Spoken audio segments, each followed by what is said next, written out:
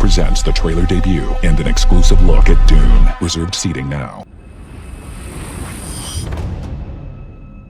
Hello Dune fans, where to begin? I've just come from the DUNE Exclusive IMAX experience, where we got to see 10 minutes of the new Dune movie. And I think it's safe to say that it was nothing short of incredible. In this video, I'm going to cover exactly what I saw and what we should be expecting to see in the future. We didn't just get to see the 10-minute opening of the Dune movie, but we also got to see some behind the scenes on the Dune movie and a separate sequence. If you like these kinds of videos, please don't forget to give me a like rating. It helps the YouTube algorithms pick up my videos and helps me grow and helps me make more videos for you guys. If you also like this content, you can support me by joining my channel as a member or as a Patreon, where you'll receive access to exclusive content ahead of time. And of course, thanks to my Patreons, my YouTube members, and my subscribers for your support. Now let's get stuck into what I saw at the DUNE exclusive event.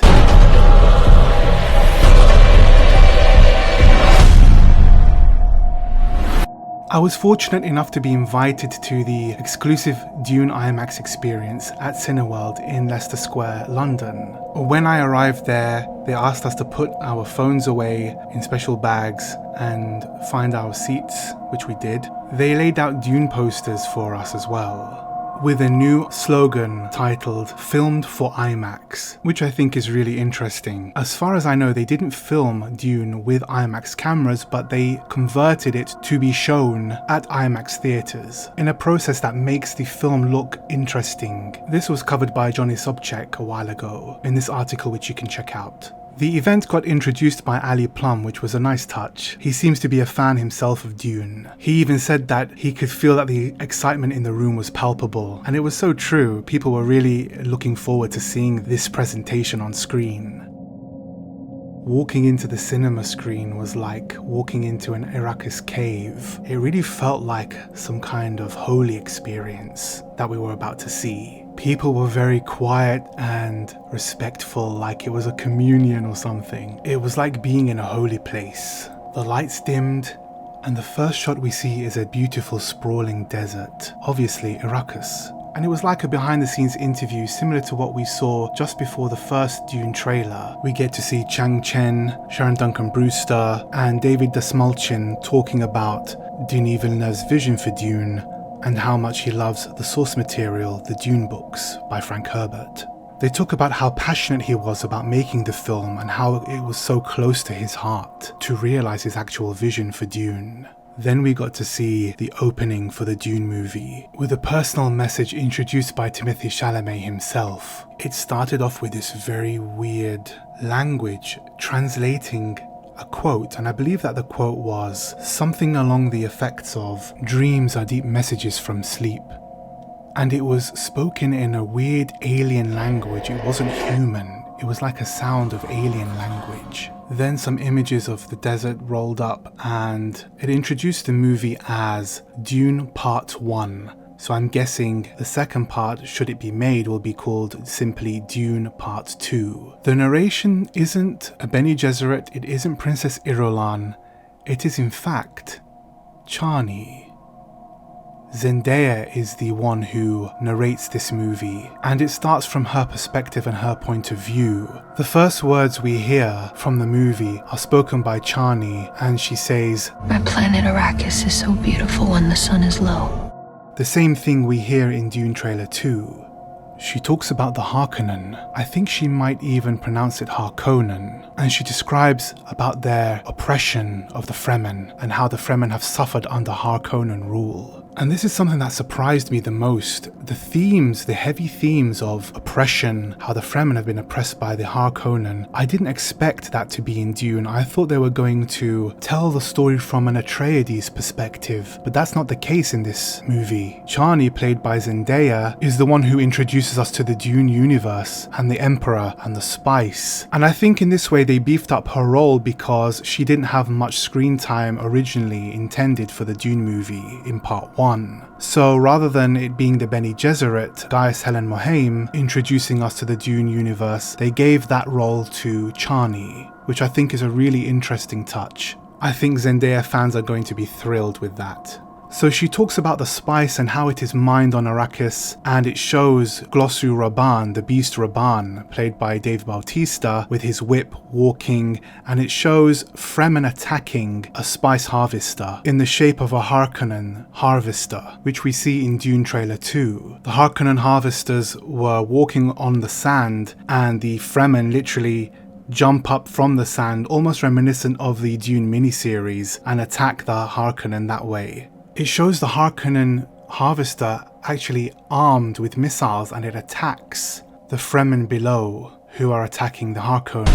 And you really get a sense that the Harkonnens have efficiently weaponized themselves to destroy their enemies. They probably have some of the best weapons in the entire universe. And it was almost sickening to see how the missiles fire off from the back and hit their targets below and literally obliterate the Fremen.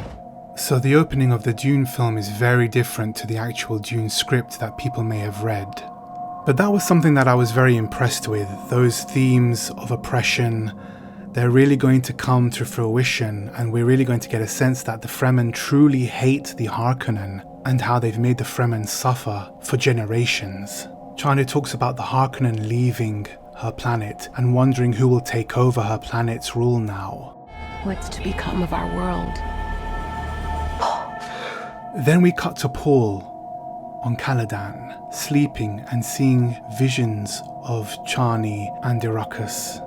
And then he wakes up, and then we get a very nice breakfast scene with Jessica and Paul alone. And Jessica pours Paul a cup of water and tells him that if he wants the cup of water, that he must use the voice. So that scene ensues where he uses the voice, or he attempts to, and she says, the cup can't hear you. So there's a little funny joke between mother and son, but then he attempts to use the voice again.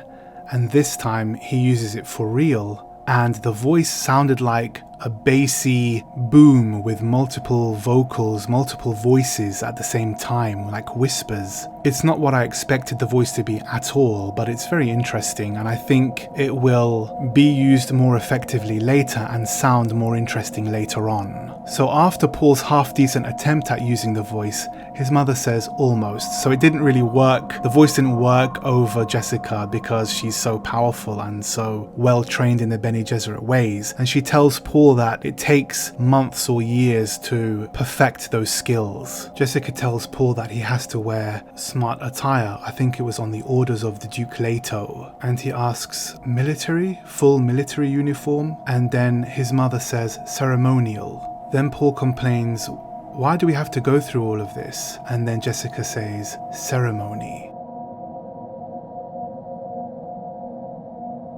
Then it shows a ship arriving and opening up, and the guild dressed in beautiful gold and silver and white garments, with helmets filled with spice. They looked really quite extraordinary. People who saw the Foundation trailer and found it appealing will also find Dune appealing too, because they have the same type of look and style. The clothing isn't boring, it's quite interesting how they designed these suits and the robes of the future. And the leader of those guild men, without a helmet, a black figure, regal and powerful and almost proud to be involved in the ceremony. It felt very Afrofuturistic. Paul watches the ship arrive, and Duke Leto and Gurney Halleck are all standing with Atreides' troops behind him, waiting for the ship to arrive in this grand ceremony. Duke Leto prompts Gurney to smile, and then he says, I am smiling. And that's a scene we saw in Dune Trailer 2. Duke Leto asks Dufour Hawat about the amount it costs for the guild to come here for the ceremony. Something like that. Then Dufour does a mental computation and his eyes sink back into his head in a really weird and cool looking motion, looking as though he's possessed. The black man of the guild announces that he is the Herald of the Change, or he comes with the Herald of the Change. The Herald of the Change says who is present, including the Bene Gesserit. And the Bene Gesserit woman who is present is the actress Suad Faris. And she is the one present overseeing the Herald of the Change. So she is an important Bene Gesserit figure. She was veiled in black. and she looked epic. The Bene Gesserit looks at Jessica and she looks back at her, and they seem to exchange information just with their eyes alone. She seems very mesmerized by the Bene Gesserit woman. And this ceremony is for House Atreides to take over the planet HERETICS. So this Herald of the Change, this figure, unrolls a gold and white scroll and shouts in a ceremonial voice to Duke Leto, "Do you accept these terms? Do you accept the Herald of the Change?" in a really quite epic ceremonial fashion, and I love ceremony and the way ceremony is depicted on screen, so this was a real treat for me. And Duke Leto says something to the effect of, "The Atreides always answer the call," very chivalrous and very ceremonial, and Leto says, "I accept." The Emperor asks us to bring peace to Arrakis. House Atreides accepts! And then the Atreides army all shout in unison, "Atreides! Atreides! Atreides!" It really gives you a sense of Atreides' pride and chivalry. Then the Herald of the Change asks Duke Leto to use his signet ring to seal the deal. And they use wax the old school way. And the wax stick has the Bene Gesserit symbol along its edges. He uses his signet ring and the deal is done. And the signet ring looks very heraldic. It's like a ring with symbols and I think a hawk in the middle, and it's a very heraldic style hawk. It isn't a plain signet ring. I hope it's a piece that they actually make that you can own, because it's a beautiful piece of jewellery. And that was it for the opening sequence. We then got to see the Sandworm and Spice Harvester scene, which was epic. It builds up tension, slowly and nicely paced. Brewster's character, Dr. Kynes, has an American accent. I thought she would have gone with the British accent, which she is normally used to using because she's British, but they actually went for an American accent for her role. The shots are very practical. Loads of cuts, loads of different shots, loads of ornithopter scenes which fly incredibly beautiful. They fly just like dragonflies. They're amazing. We see the carryalls, we see the Spice Harvester in the distance, and we see the worm sign tension building through the oil lens. The carryall tries to recover the Spice Harvester, but a clasp of it fails, which is concerning to everybody involved. And then Duke Leto steps in and says how many are in the Spice Harvester, and it looks like they're going to be eaten by the sandworm, which is approaching. We then get to see the sandworm coming closer and closer, and then Duke Leto finally deciding that he's going to help them and save them, even though they don't think that they can carry that many people on board. The ornithopter does a nosedive in a very epic fashion, very quiet, and it just dives and then swoops up from the desert sands and approaches the harvester. The ornithopter lands, and then Paul Atreides steps out onto the desert sands for the first time, and he just soaks up the atmosphere, and then he sees the people in the Spice Harvester coming out, and he shouts at them, 7 over there and 7 over there, or 7 to the left and 7 to the right. Something to that effect. Then a huge waft of dust and spice engulfs him, and then he suddenly begins to feel dazed and confused, and he tries to recover from this, but he cannot. The men manage to get safely onto the ornithopters, but Paul is still on the ground on his knees, entranced by the spice. Then Timothée Chalamet, who is playing Paul, utters a very interesting sentence, and it's something I tried to keep in my memory. He said something to the effect of, "I recognize your words, old man." And that may have been a reference to the Old Man of the Desert, aka Shai-Hulud, the Sandworms. Then he's suddenly taken out of the trance by Gurney Halleck, who both then try to run to the ornithopter to escape, but as they do, the worm comes out of the sands, and it makes them trip and fall, and they start sinking into the sand because of the vibrations of the sandworm, and their arms start sinking deeper and deeper. But then the ornithopter, piloted by Duke Leto, approaches Paul and Gurney, and they both stumble through the quickening sand to try and escape onto the ornithopter, and they manage to do so. Liette looks at the side view of the ornithopter and sees Shai-Hulud engulfing the slowly sinking harvester, and she begins saying, "Bless the Maker and his water, bless his comings and goings." I didn't get the sense that the film looked too dull. In fact, the colours weren't an issue at all. They seemed perfectly saturated. And then we see some behind the scenes footage again and introductions by Denis Villeneuve and Timothée Chalamet, and we see some very interesting scenes. We saw a kind of tribal marked Jessica, Lady Jessica, and that seems to be the Water of Life sequence. And then we finally end with a piece on the behind the scenes look of Hans Zimmer and Denis Villeneuve's collaboration. And it seems to be like a candid webcam call between the two, but also in a kind of staged way, in a very professional way. For example, there's perfect lighting, etc. And I think this is going to be seen officially and released officially at some point in time, whether it be online or via the Blu-ray. Denis Villeneuve and Hans Zimmer basically say how much they wanted to work with each other, that Denis was dreaming of working with Hans Zimmer on Dune. And Hans Zimmer felt that he would be a perfect match for Denis Villeneuve because of his type of style and Hans Zimmer's style going together well. He says how he wanted to make the soundtrack sound alien and sought to create his own instruments. So he didn't want them to sound conventional. He didn't want conventional instruments like cellos, for example. He wanted to particularly focus on the human voice. He was also very sensitive on representing the power of the female characters. So the impressions of the Hans Zimmer soundtrack I heard were very female vocal orientated, the typical type of style that you would hear over desert scenes and sand dunes.